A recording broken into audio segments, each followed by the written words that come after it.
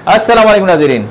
इस वक्त तलबा तालिबात को मुख्तलिफ मसाइल के साथ साथ डोमिसाइल और PRC बनाने में इंतहाई दुश्वारी का सामना है। यही वजह है कि कौमी असम्बली में इस हवाले से हमें बाज़गश्त सुनाई दी और MNA 249 कादर खान मंतखिल ने एक बिल पेश किया। उस बिल के बाद अवाम में मुख्तलिफ किस्म की अफवाहें फैल गई कि आया सिर्फ कौमी शनाख्ती कार्ड को ही डोमिसाइल और PRC का दर्जा दे दिया गया है, मगर ऐसा नहीं है।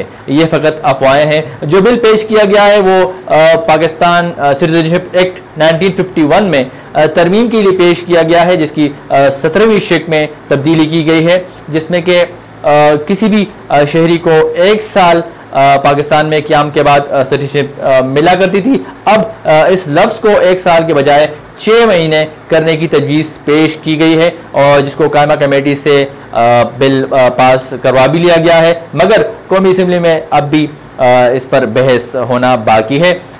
लिहाजा तमाम उम्मीदवारान से, तमाम तलबा तालिबात से जो कि पाकिस्तान के किसी भी ज़िले में रिहाइश पजीर हो और वो मुतल्लिका ज़िले से डोमिसाइल या PRC हासिल करने के ख्वाहिशमंद हो, तो वो ज़रूर इस तमाम प्रोसेस को मुकम्मल करें। मौजूदा दौर में जो आपको डॉक्यूमेंट्स दरकार हैं डोमिसाइल PRC बनवाने के लिए, उसमें सरफेस प्राइमरी स्कूल का सर्टिफिकेट है या सेकेंडरी स्कूल का सर्टिफिकेट, इसके साथ शनाख्ती कार्ड या बे फॉर्म आपका दरकार होगा। रेजिडेंशियल सर्टिफिकेट जो कि मौजूदा बल्दियाती सेटअप में UC चेयरमैन आपको जारी करेगा या UC ऑफिस से जारी होगा, वो इसके साथ मुंसलिक करना ज़रूरी होगा। इसके अलावा इलेक्शन की जो वोटर लिस्ट है उसमें आपका नाम दर्ज होना ज़रूरी है। हालिया इंतखाबात के हवाले से जो कि इलेक्शन कमीशन ये काम सर अंजाम दे रहा था, वोटरों का इंदराज जारी था, उसमें आपका नाम होना ज़रूरी है। इसके अलावा आपको एक फैमिली रजिस्ट्रेशन सर्टिफिकेट जो कि नादरा दर्जी करता है, इसे FRC भी कहते हैं, वो इसके लिए दरकार होगा। और एक अदद एफिडेविट यानी बयान हल्फी, जिसमें कि ये इकरार या ये हल्फ दिया गया होगा कि मैंने इससे कबल पाकिस्तान के किसी भी ज़िले से डोमिसाइल हासिल नहीं किया और मैं कराची या किसी भी पाकिस्तान के ज़िले से डोमिसाइल हासिल करने का हकदार हूँ, यहाँ के पैदाइशी रिहायशी बाशिंदा हूँ और लिहाजा मुझे डोमिसाइल जारी किया जाए।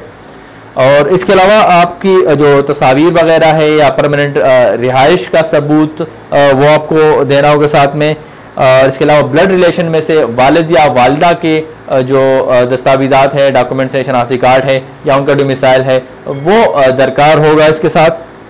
इसके अलावा आपके रिहाइश की जो प्रॉपर्टी के डॉक्यूमेंट्स हैं या अगर रेंट पे आप रहते हैं तो रेंट एग्रीमेंट वगैरह के डॉक्यूमेंट्स के साथ मुंसलिक होंगे और फॉर्म को तस्दीक करना भी ज़रूरी होगा। इसके अलावा मुख्तलिफ शराइत में या मुख्तलिफ हालात में आपसे NOC भी तलब किया जा सकता है, जैसे कि आप पाकिस्तान के एक ज़िले से अपनी रिहाइश तब्दील करके दूसरे ज़िले में रिहाइश इख्तियार कर चुके हैं। जैसे कि कराची में बहुत सारे लोग मुख्तलिफ अजदाद से रिहाइश पजीर होते हैं, तो उनसे NOC भी मांगा जाएगा, यानी नो ऑब्जेक्शन सर्टिफिकेट। जिस ज़िले से आप ट्रांसफ़र होकर आए हैं, माइग्रेट होकर आए हैं, वहाँ के DC आपको एक NOC जारी करेंगे जिसे नो ऑब्जेक्शन सर्टिफिकेट कहा जाता है, जिसमें कि आपने वहाँ पर दरख्वास्त देनी होगी DC को कि मुझे यहाँ से शिफ्ट हुए इतना अरसा हो गया है और अब मैं यहाँ पर नहीं रहता, लिहाजा मैं अब दूसरे पाकिस्तान के दूसरे ज़िले से डोमिसाइल बनाना चाहता हूँ, लिहाजा मुझे नो ऑब्जेक्शन सर्टिफिकेट जारी किया जाए,